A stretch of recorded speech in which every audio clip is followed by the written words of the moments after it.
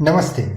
आज हम जानेंगे अंकों का जन्म कैसे हुआ और इनके अर्थ क्या है। अंक यानी कि संख्या 1 2 3 4 5 इस तरह से एक क्रम इनका किस तरह से वो आया बनाया गया।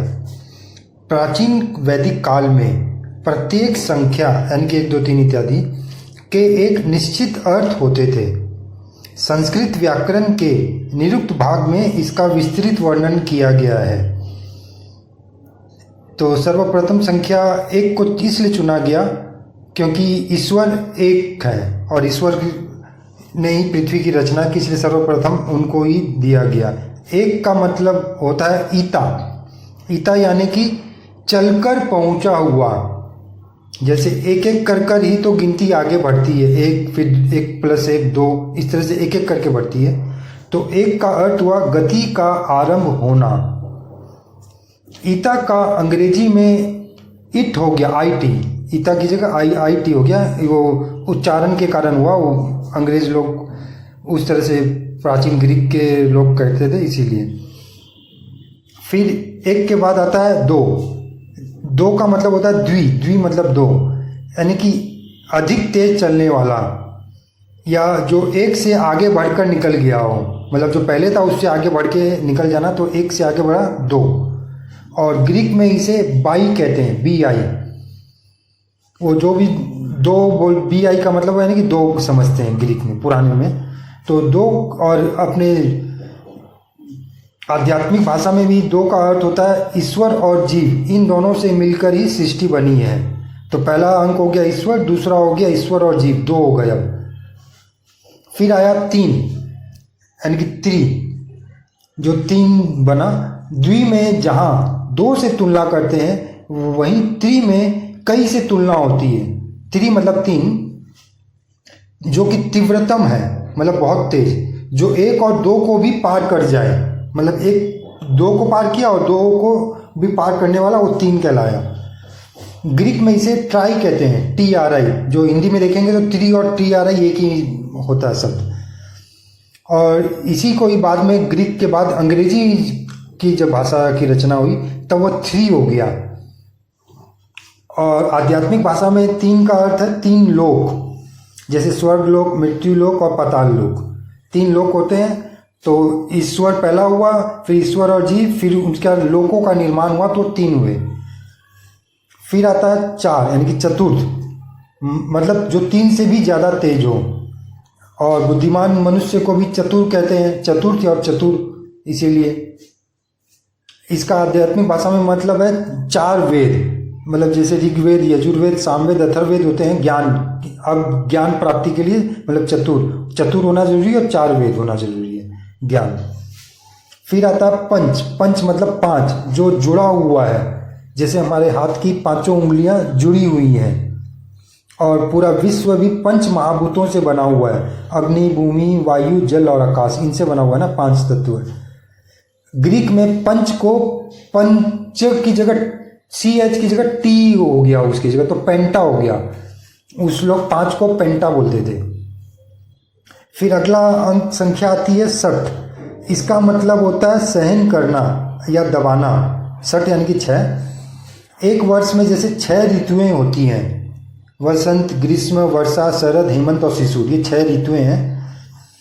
और 60 से 6 बना, ग्रीक में स का हो जाता है, तो स की जगह हेक्स, तो हेक्सा कहलाया। वो 6 को हेक्सा बोलते हैं। फिर अगली संख्या आती है 7 यानी कि सप्त, जो मतलब होता है उसका मिलकर रहना, यानी कि संयुक्त, एक साथ सब कुछ। जैसे सूर्य की 7 किरणें हैं, सब साथ में है, तो एक ही मगर सब साथ में है। संगीत के 7 स्वर होते हैं, सा रे ग म प ध नि। हाँ, इनके बिना संगीत बनता नहीं, कुछ धुनी नहीं बनती है। तो ग्रीक में सप्त का सेप्ट हो गया, भाषा के कारण स को वो S कर दिए, SEPT, जो बाद में अंग्रेजी का 7 बना, सेप्ट से 7 बना। फिर अगली संख्या आती है अष्ट। अष्ट मतलब 8, जो जीवित रहता है उसे अष्ट कहते हैं। 8 का अर्थ है दिन के 8 प्रहर, मतलब घंटे। 8 24 घंटों को 8 भागों में बांटा गया है, 3-3 घंटे करके। ग्रीक में अष्ट का ऑक्ट हो गया, वो अष्ट को ऑक्ट बोलते थे, और अंग्रेजी में इसी ऑक्ट से 8 बना। तो इसी से समझ लीजिए, जैसे अंग्रेजी के जो नंबर सिस्टम है वो वेदों से आए हैं। इसका एक प्रमाण देखिए, सेप्ट जिसका मतलब 7 होता है और ऑक्ट जिसका मतलब 8 होता है, मगर अंग्रेजी कैलेंडर में सेप्ट को 9वां महीना बोलते हैं यानी कि सितंबर, और ऑक्ट को 10वां महीना यानी कि अक्टूबर। इसी से समझ लीजिए कि ये अंग्रेजी भाषा के शब्द नहीं है, ये एक संस्कृत से ही आए हुए हैं। फिर अब अगला संख्या आती है 9 यानी कि 9। इसका मतलब होता है नया, कुछ नया, क्योंकि इस अंक के बाद जो क्रम संख्या है अंकों की यानी कि 1 2 3 वो खत्म हो जाती है, 9 के बाद और नहीं है। और नए स्थान को लिखने के लिए गोल दिया जाता था यानी कि शून्य या 0 जिसे कहते हैं। और ग्रीक में 9 को नैनो बोला गया, और इसी नैनो को बाद में अंग्रेजी भाषा में 9 लिखा गया, 9 यानी। फिर अगली संख्या आती है 10। 10 का अर्थ होता है नष्ट होना या नष्ट करना, यानी कि बर्बाद होना या बर्बाद कर देना, क्योंकि जो समाप्त हो गया है, यही अंक पद्धति समाप्त हो जाती है। जो क्रम अंकों की संख्या है वह फिर इसके बाद रिपीट होती है, 0 से 9 तक है, फिर 9 के बाद 1 और 0 यानी कि पहली वाली संख्या आ गई। फिर 11 लिखना हो तो 1 और 1, अब और कोई नई संख्या नहीं है। तो और वैसे आध्यात्मिक रूप में देखें तो संसार में 10 दिशाएं होती हैं, तो इसीलिए 10 ही संपूर्ण है।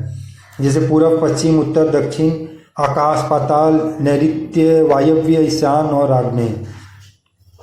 फिर अब 10 के बाद तो इसी रिपीट ही होती है। फिर अब 100 का मतलब होता है 7, जो कि 10 को 10 से गुना कर दें, मतलब मल्टीप्लाई 10 × 10, तो वो 100 हुआ।